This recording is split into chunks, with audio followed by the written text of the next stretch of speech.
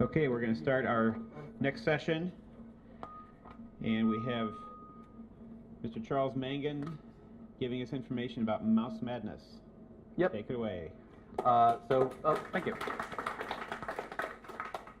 You can clap now. No, sorry, I'm talking a little bit too loud for the mic. Can you either turn it down or... Is that better? I mean, I can probably just talk and people can hear me, but anyhow. So last year I gave this presentation, M0100, Great Apple Mouse, or Greatest Apple Mouse. This year it's part 2, Electric Boogaloo. So since that last, maybe if I stand a little bit further back from the speaker. There we go. That's a little bit better. I moved the podium up so I could get in the limelight a bit more. Anyhow, the M0100 or MO100 mouse has kind of taken over a large portion of my time and my office at home. So that picture, that's just a sampling of the different internal and external body styles that are all within the M0100 mouse model family. They all say M0100 on the bottom, and they're all functionally identical with only small variations, though the body style changes. I mean, you can see there's a big difference between these two. Those are both from '84, and they have the big square connector, and then they start with the round connectors, and it goes from beige to platinum, and then all of a sudden in '91 there's a bunch more beige ones being made in Japan. For what reason, I have no idea. That's one of the unanswered questions. And if you're a subscriber to JuiceGS, and everyone in the room is a subscriber to JuiceGS, is that right, Ken? All right, good, good. Then a lot of this will not be a surprise to you because you read my article in JuiceGS about the M100. So there were some questions that were that I was able to answer, or at least get close enough to an answer that I was happy with the result. Oh, before I go too far, if you have your phone on anything other than vibrate or silent and it goes off, I'm going to make you do the James Littlejohn chicken dance. And I also wanted to let everyone know that Dr. Steve is not the only one who knows how to use Keynote. So timelines for the M0100 and its brethren, the 4015, 4035, and 4070. Those are the Apple Mouse 2, Mouse 2C, and Mouse 2E variants. Again, on the inside, they're all almost identical. It's just on the outside that they have different model numbers and slightly different body styling. But the production essentially starts in '84, or at least the serial numbers do, and the U.S. production goes well into '87, and I think stops right around the beginning of '88. But at the same time, early '85, mid '85, Japan, Apple started producing some with Japanese vendors, and they were all they started out platinum as early as mid '85, even though there wasn't any, there wasn't a platinum Mac Plus, I don't think, until at least '86. Sorry? Is that right? Okay, I'm getting a head nod from the audience. And the Platinum 2E didn't come out until around then either, so it must have been to coincide with the 2C or the 2C Plus. I don't know exactly what the timeline is, but there are platinum mice starting in '85 that don't match much of the beige product line.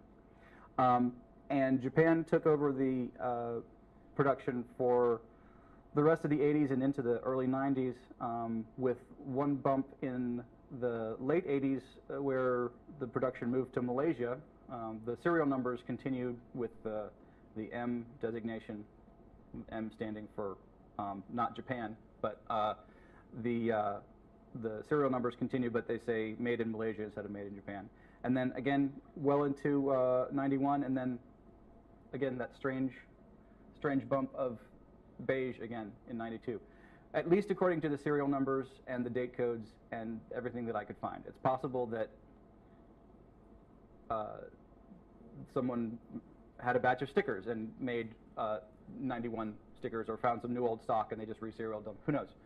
I don't. As far as production numbers go, based on a spreadsheet that I made of serial numbers that some people in the community contributed, numbers that I found in my own collection and on Google and eBay, of photos of mice for sale or from people's blogs about finding a cool old mouse, etc.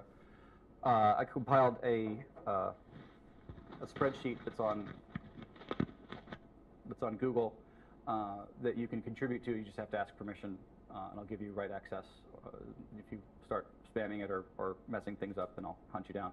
But the production ramps up really quickly in '84, slows down in '85, and then takes off again in '87 and continues steadily until '91, and things trail off. And in the end, there were around 1.7 million-ish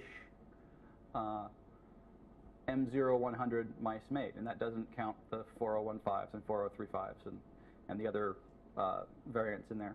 And what's this based on? It's based on, and I'll show you my very poor calculating, but the database or the spreadsheet here has model number, and then the name it was sold under, or the name that it has listed on the label, and then the serial numbers. And the serial numbers follow a pattern where you can see the date code at the beginning that has the year, and then the week within that year, and then usually a 6-digit number or a 5-digit number, depending. And from that, I kind of guessed, kind of made some educated guesses about the actual production numbers of different lines, different body styles, color styles, and all that. And there's the timeline again. But the result is I don't know exactly how many were made in any particular week. I just took the number, and the number that I saw from the 9th week of '84 happened to be this. That's the highest number that I got for the 9th week of '84. So I know they had made at least that many by that week. And then the numbers change from going sequential to how many per week. So the number seems to reset each week, probably because they were rolling over to more than 10,000 per week in some cases, and so the numbers would go too high for the sequential, per quarter or per year. And so I started to kind of average in between a week that had 10,000 and a week that had 5,000. I did kind of a running average. And it all adds up, and there's math and, like I said, some guessing, and it comes out to about 1.6 million. And then I've added some other numbers in from some stuff that I haven't added into the spreadsheet here, and some numbers went higher and some stayed the same, and it comes out to about 1.7 million. So that's my methodology, such as it is. And that spreadsheet and a few other documents, if you're interested, are linked to on the website, new website for the greatest Apple mouse ever, M0100.com. And it is a 0, so don't go to Mo100 because you never know what you're going to get. M0100.com. So there are still some questions that remain. For instance, the FCC regulations in '83 took effect, where everything had to be shielded and everything had to comply with EMI interference and be tested and registered with the FCC and given a license number so that they could be produced and be assured that they weren't going to interfere with radios and TVs and other electromagnetic things. And the M0100 mouse doesn't do that throughout its entire 8-year run. It doesn't have an FCC ID, not registered on the FCC website, not in any of the public databases, and not appearing on the mouse itself. The other question is compatibility with the 2C and 2C+. So you'll notice here on the A2M4015, the Apple Mouse 2C, that it has an FCC ID. Look at that. Made in the USA, ID, regulated, not going to give off or be affected by electromagnetic interference. And there it is. And then you'll notice this mouse, which based on the date code was made in 1987, has a model number of M0100 instead of 4015. Made in 87, it doesn't have an FCC ID. My hypothesis is that Apple just said, F you to the FCC. We've been making this mouse since 82, we just haven't released it, and we're not going to change the model number, because if we change the model number, then it's a new ID. And we have the identical internals in all these other IDs, and we keep having to register them. They each get a new FCC ID. They go to a regulation testing panel, and it probably costs money, and they probably have to submit a certain number of them to the FCC or whatever it is. And so cost savings, and also the big middle finger to the FCC. We're just going to keep this model number and keep making it and keep making changes. The internals change from all passives to integrated circuit. They changed the type of circuit that it is. They changed the board to having a riser on it, to not having a riser on it, to all these things that are changed inside, but the model number stays the same. And I think my hypothesis, as I said, and it's not proven, and I don't have any evidence either way. So wild tinfoil hat guessing is Apple just said, screw it. We're not going to give any more money to the FCC than we have to past 1985, when they stopped making different mice by different model numbers. So as far as Apple IIc compatibility goes, that's still kind of a mystery as well. I have two 2Cs at home, and I have somewhere upwards of way too many mice, and I tested them all with mouse paint as my default. It's based on the idea that was one of the first things that came out for the Apple mouse and the 2C, and it was well documented, and the test routine was pretty much right there, like, does your mouse connect and does it work, as opposed to having to go in and open up a thing and tell it what slot I think, blah, blah, blah. So tested it with mouse paint, and every single one of my mice worked just fine, except for the ones that were super dirty and cruddy, in which case, after clearing the dust bunnies and getting the wheels clean and everything, they work just fine. So anecdotal evidence to the contrary, the M0100 is perfectly compatible with the Apple IIc. Both of mine worked, and all of the mice in combination worked. But there is a smoking gun about 1991 with regards to the compatibility with the M0100 mouse and the Apple IIc, and it comes from an Apple Tech Note. It says, I have a question concerning the Platinum Apple IIc and a mouse. When I'm using the mouse, the cursor starts at the top left corner and moves straight down to the bottom left corner of the screen. Why? The answer is, you have come across an incompatibility in mouse timing. The mouse sold for the Apple IIc works properly, and mice received from service work properly. However, mice that came from Macintosh Plus systems sometimes work and sometimes not, depending on the manufacturer. I think this is where there's different vendors that they're using in Japan, Malaysia, and the US, and they know that the ones that come from their service in the US are compatible and have the proper timing, and the chips that are being used in the lines in Malaysia and Japan are sometimes swapped out for cheaper chips, or ones with slightly different timing or slightly different voltage than what was originally designed for it. To assure proper I'm getting really feedbacky here. To assure proper operation, make sure you use a mouse that was designed for use with the 2C. Okay, so again, this is probably going to be this is on the technical edge. I'm trying to skirt it's late in KansasFest and everyone's a little bleary-eyed, but can you see the difference between the red line and the blue line? I tried to make them not super bright, but so the red line is one of the encoding wheels holes, or one of the sensors on one of the wheels. So let's say I'm moving the mouse from left to right, and the light comes on, comes shining through the hole, and it comes up, and then the hole closes and it goes back down again. Same thing with the blue. It's just offset. It's not offset 180 degrees. It's slightly less.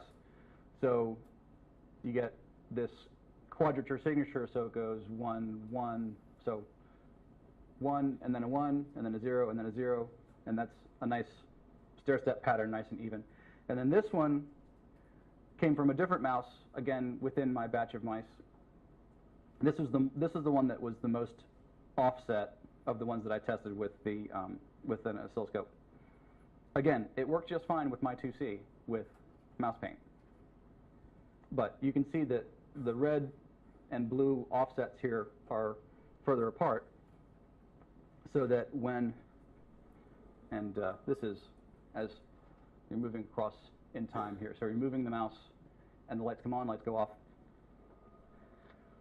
So there's an interrupt on the 2C when one of the lines goes high. So this one goes to 5 volts, and the interrupt says, I got a mouse, it's moving. And if the code is fast enough that it can catch the red line here still high, that says, okay, I've got the interrupt, check the other one, see if it's still high. It is. That means I'm moving from left to right, or whichever way it is, but it's, let's say, left to right.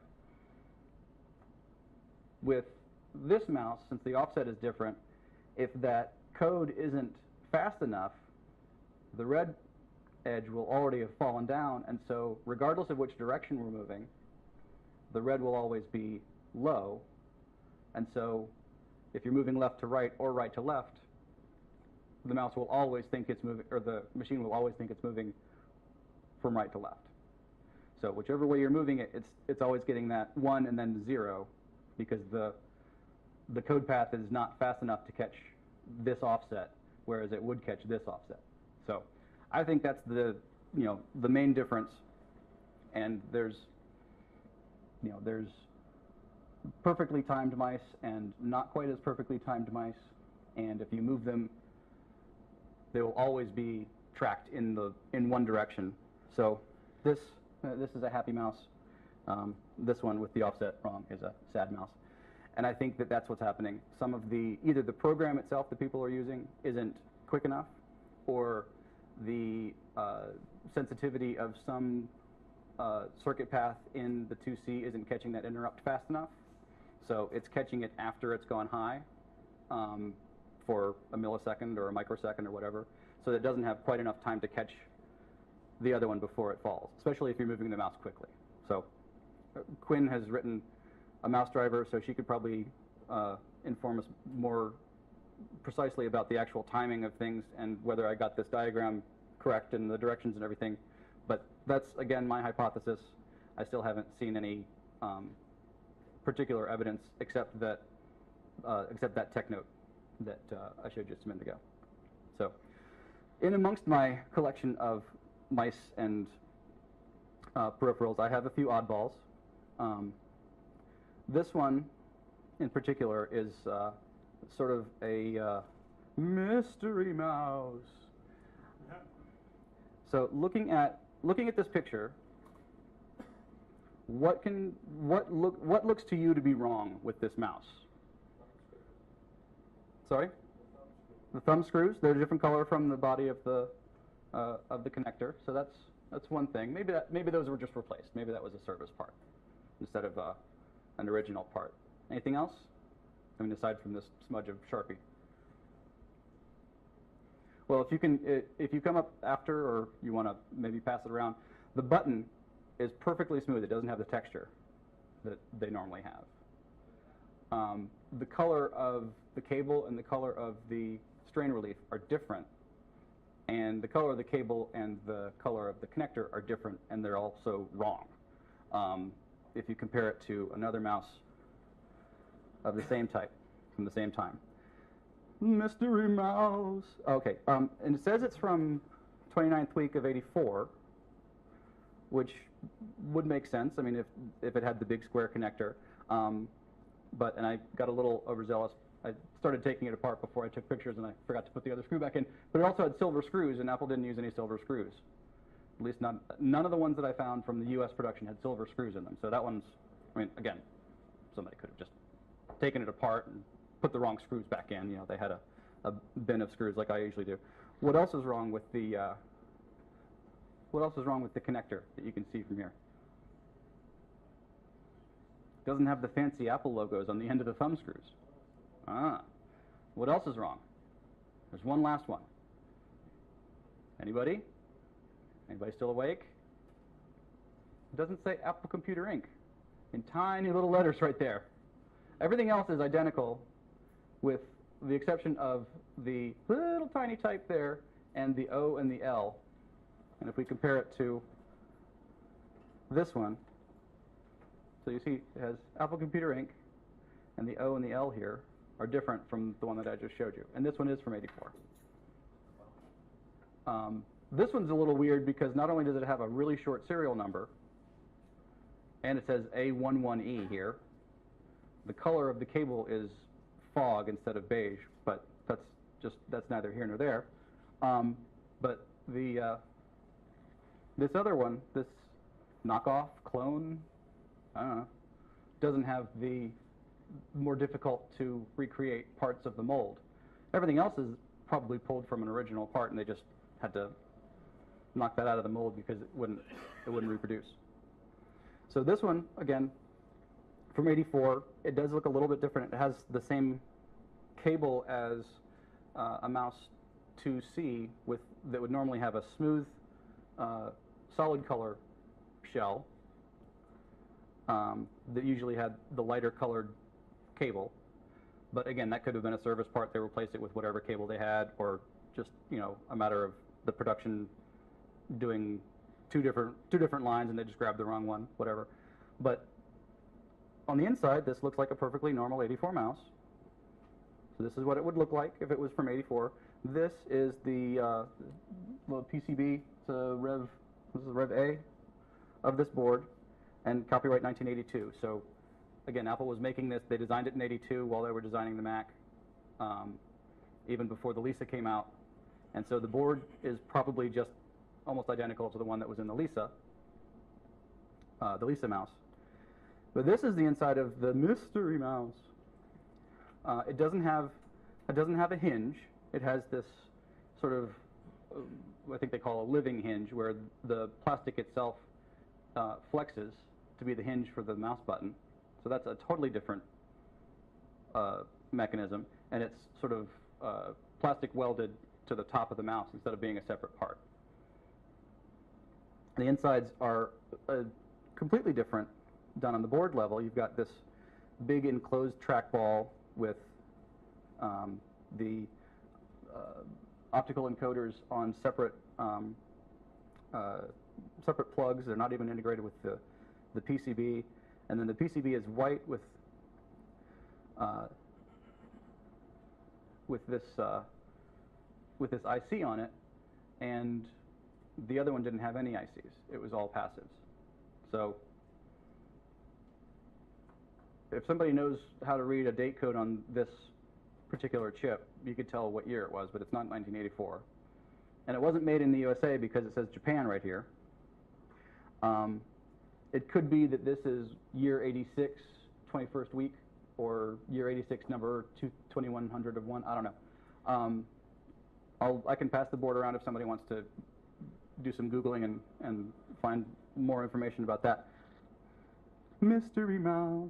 And then there's no other markings on the bottom to say copyright or anything else. So there's the mechanism. Again, very different from what a typical mouse would be. So that is questions that have been answered and questions that remain. Does anyone else have any questions that would like to be answered?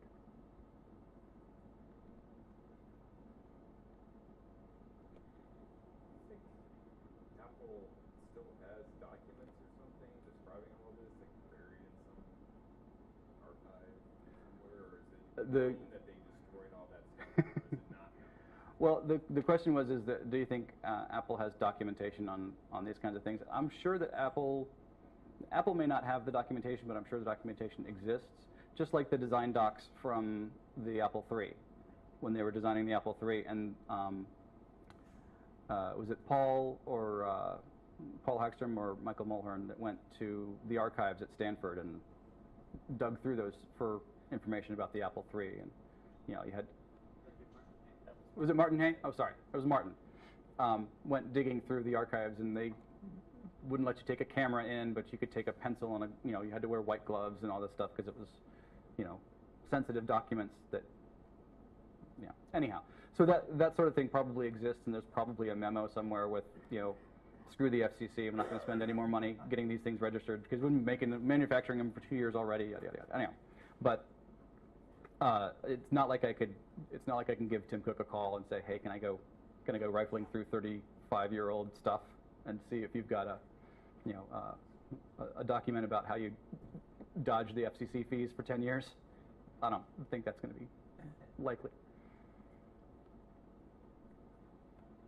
Quinn? Yeah, so regarding the mice that aren't supposedly compatible but still seem to work, would be interesting to try that with something other than mouse paint. Yeah, that's just, again, it's what I had, and it was the quickest thing to test with 70 mice.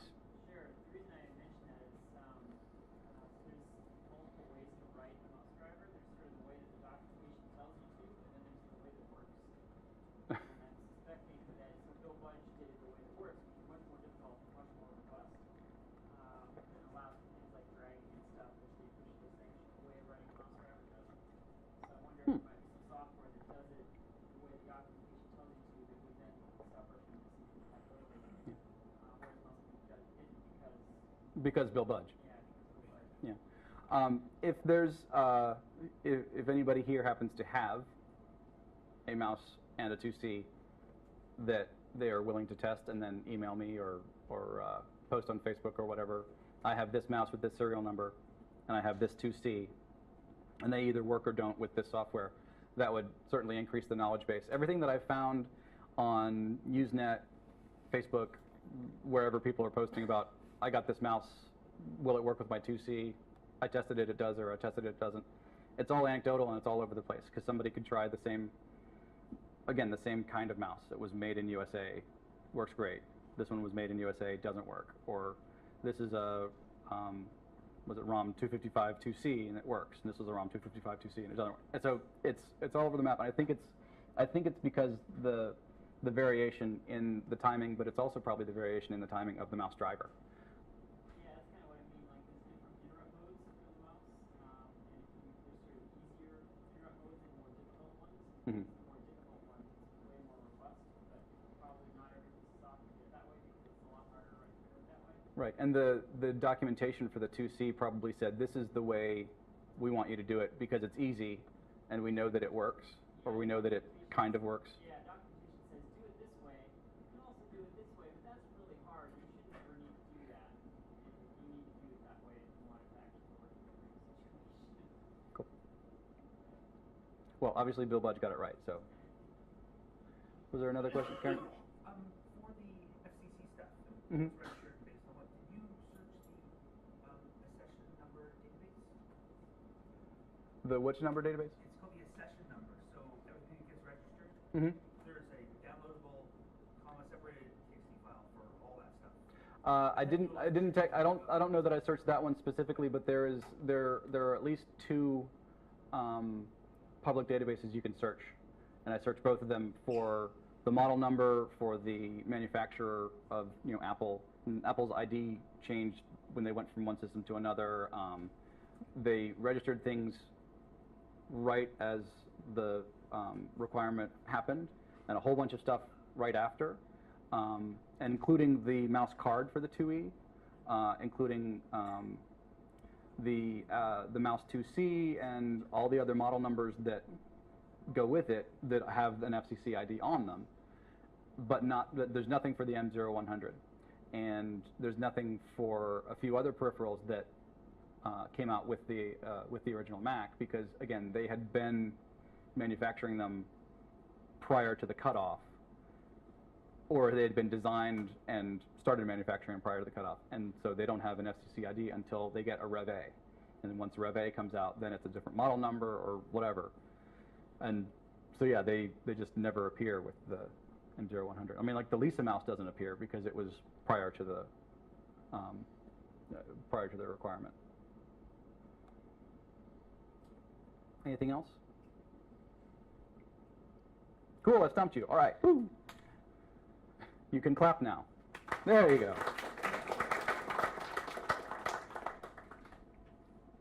So, Dr. Steve, what'd you think? Did I do keynote good? Got things that bounce and roll and everything. I did it. Yeah.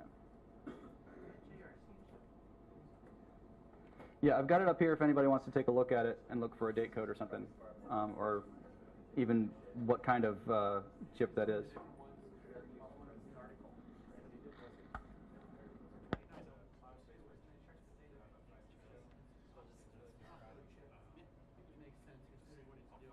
Okay, we're going to roll right into the new product announcements. Charles is going to go first since he's already up here. Then if you have a new product that you want to announce, you're welcome to come up after. At 3:30, we're going to take this whole room and turn it into the exhibition hall. So we'll need some help. We're going to be moving tables and chairs, and then you can bring down your gear. The exhibition is not just a swap meet. If you want to bring down your Apple II system and set it up on a table, people can come see if maybe a project you've been working on or your favorite game. And then during that, we're going to do prize giveaways. We're going to do the Hackfest entries, and we'll have them on video around 4:30. So it'll be a big social hall. So we'll start with Charles with his new product. Hello again. Sick of me yet?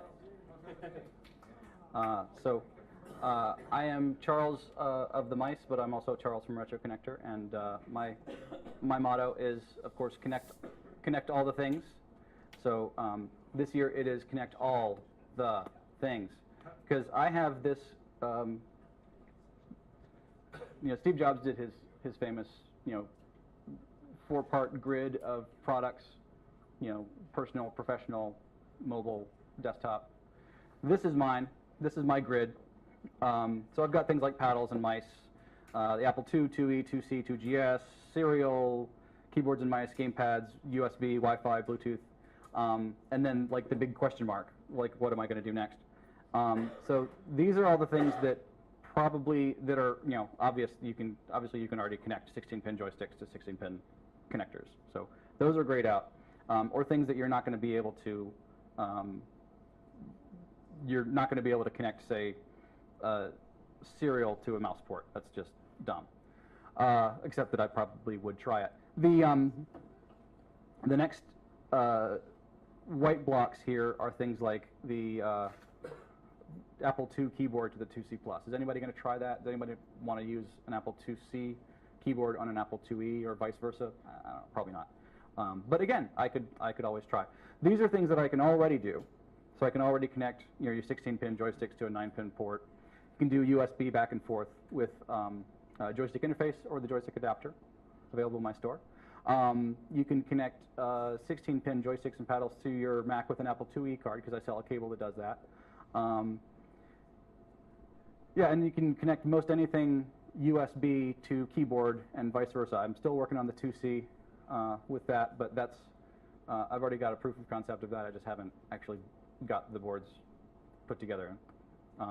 So these are things that I've covered with the new GP2IO board that's in beta. So this dark green is beta, and that's a whole swath of things with the GP2IO. So you can connect RS-232 to UART.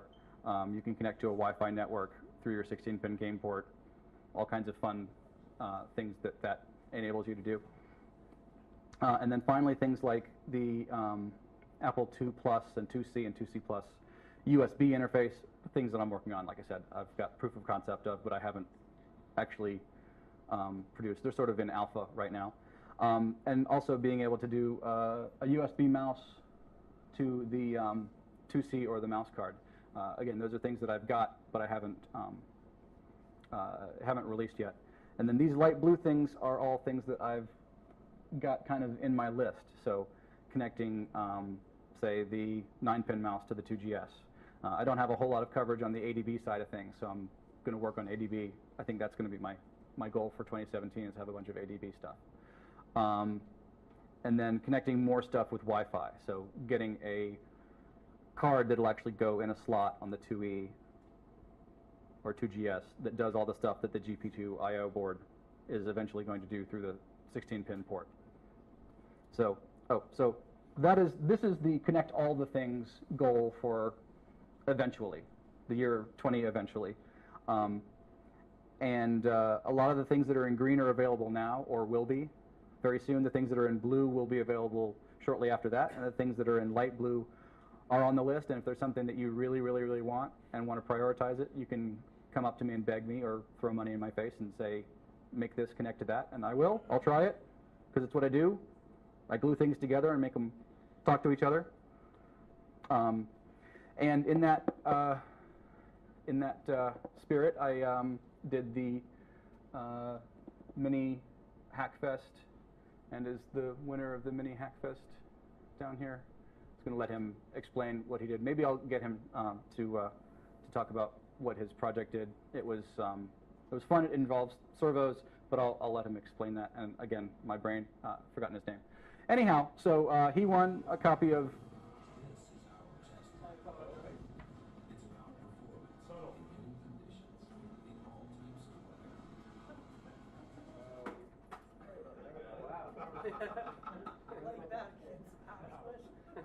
So Bill Martin's helped me judge the challenge, and seeing as there was only one entry, there was a winner, and he won a copy of Assembly Lines as donated by Chris Torrance. So thank you for that. Yes?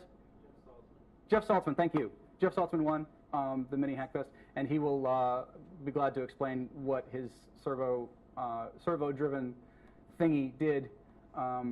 I may even see if I can get him to come down and demonstrate it during the vendor fair. But that's what that's all about. So other stuff that I've been doing, I've been improving the miniatures that I have been doing for a couple of years. This is in no small part thanks to John Leake from RetroConnector fame. He's helped me not only design but get produced these decals that add a whole nother level of detail to these the miniatures. This is a new product for this year. It's an Apple Watch dock. So you charge your Apple Watch in that, and it goes into landscape mode, so you can use it as a nightstand clock, and it becomes the screen on a little mini Macintosh. I bet Dave Jones would love one of those. Yeah, I sent one to Dave Jones of the EEV blog, and he gave it about 2 seconds of his time, and that's fine. It's his prerogative. I was a little disappointed that he didn't, I know he doesn't have an Apple Watch, so he's not excited about it, but still. So I don't know if you saw recently, I did a time lapse of the build of this Apple III. Again, new product for this year for the diehard Apple III fans. And if you drop that one 3 inches, it will break. Well, actually, it's pretty resilient. It's made out of plastic, but I wouldn't drop it underneath an actual Apple III. So again, I've been making improvements to things like adding decals, and then this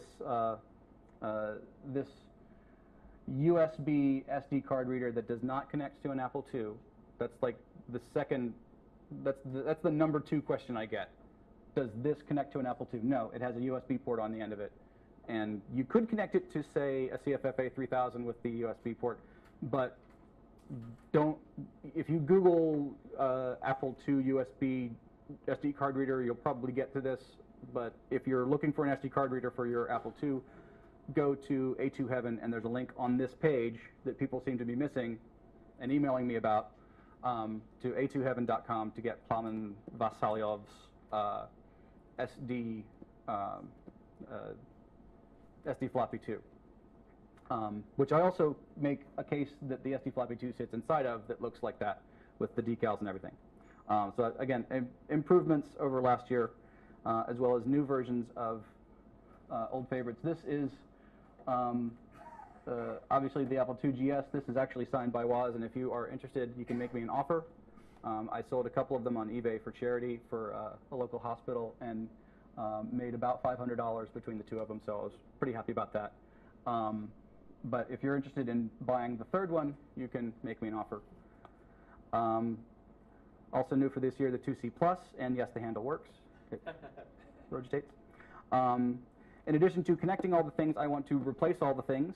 So if you have a 2C Plus or a 2 Plus with a missing or broken power light, you're missing the little port covers on the back of a 2E or 2GS. I've got replacements for those. And if the little latches on the back of your 2GS have broken from too many rockers, too many rockings, I've got a 3D printed replacement part for that. So this is all 3D printed, and all of these and most all of the other 3D printed parts that I make, I get them done at Shapeways. But if you have a 3D printer, all of the STL files for these are on Thingiverse, and I've made several changes to some of them so that they print better on like a MakerBot. So you don't have to get the expensive version from Shapeways if you have a 3D printer. And you don't even have to buy them from me. You can buy them directly from Shapeways, and you don't have to pay the extra shipping or markup that I do for painting them and sanding and all the rest. If you can do all that, then you just buy them from my shop on Shapeways. I get a little bit of a markup as opposed to the I painted it and then paid for shipping markup. Obviously, I would prefer. But, so yeah, replacing things that are broken, and if you have a small plastic part that's broken or often shatters, come find me and I'll make a 3D model of it, and we can work on getting a 3D printed replacement of it made. I've also branched out this year into jewelry, things like keychains and earrings and necklaces. This is all, again, 3D printed stuff. Some of it's painted, as you can see, the little tiny plastic M100 mouse. These are available in steel, aluminum. This is steel. This is aluminum that's been painted, brass. This is also brass that's polished. They're little 3.5-inch floppies and 5-inch floppies and keycaps with the Apple logo on them. And and then back into connecting all the things. I've got the GP2 IO board that I talked about the other night. That's a beta board. If you want to buy it and hack on it, you're welcome to. The code that Jeff put into his project is going to be on GitHub as well, so he's made some improvements, which is excellent. And like I said, his project is going to be on there, and the code will be downloadable from GitHub as soon as he and I figure out how pull requests actually work. I've got things like the light pipe for the Ethernet 2 card. So I've got a couple of those kits here with me. So if you've got an Ethernet 2 card and you want the blinky lights come out the back.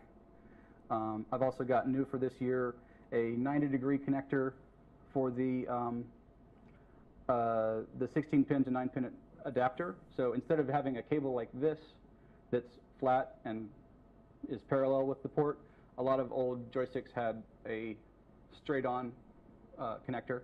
And so that will connect to the 9-pin port on the back of the 2C and give you a more convenient way to do that instead of having it twisted kind of sideways.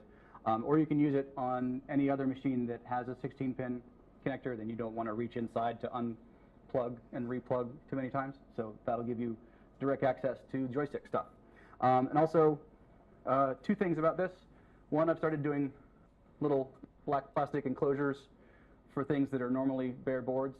And also, this is a USB adapter for the M0100 mouse, new for this year. So if you have an M0100 mouse, you can adapt it to USB through this, in addition to the kit that I sell that actually takes the guts out and puts a new USB mouse guts inside. And the little potentiometer on there, the little blue thing, lets you adjust the sensitivity, which I was really happy with because, again, old mice don't sometimes always never work exactly the way you want them to, and so you can adjust it with a little potentiometer to see how much it accelerates. It's a nice smooth acceleration too. So two things for the keyboard. New USB keyboard adapter if you have a USB keyboard and want to connect to your 2E. This also lets you pass it through to the original keyboard so you don't have to keep taking one out to plug the other one in. This one does the same thing, only instead of a USB keyboard, it lets you connect a USB serial device. So if you want to talk, say, an Arduino to it, or USB serial, like, say, remotely connected from the other side of the world to reboot your BBS, you can do that through serial. And that's it. Thanks.